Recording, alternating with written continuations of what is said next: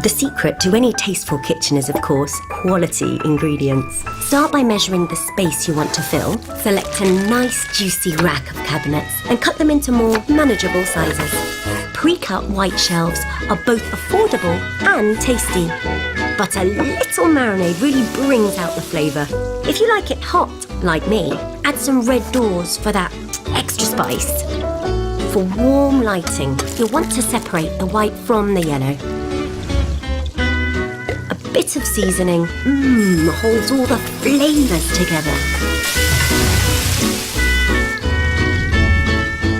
And voila!